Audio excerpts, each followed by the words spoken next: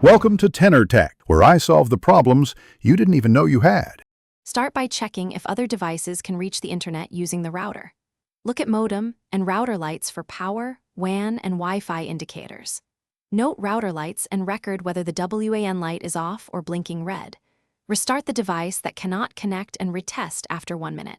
Measure distance to the router and note any thick walls or metal within 3 meters. Check whether the device is using 4 GHz or 5 GHz band. Write down any error messages shown on the device. Power cycle the modem and router by unplugging each for 60 seconds, then reconnecting. Wait until the modem regains a stable internet signal before turning the router back on. Reposition the router to a central higher location at least 5 meters off the floor. Avoid placing the router near cordless phones or microwave ovens. Change Wi-Fi channel to a less crowded channel and set channel width to 20 or 40 MHz. Update the router firmware from the manufacturer page if an update is available today.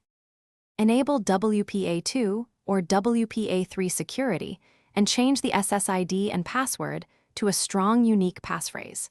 Save your current router settings before any advanced change and write down ISP login credentials.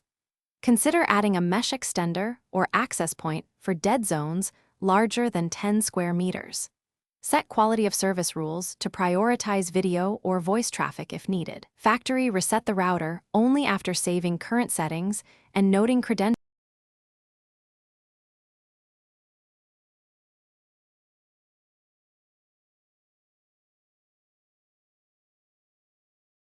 Thanks for watching. Subscribe to keep your life in tune.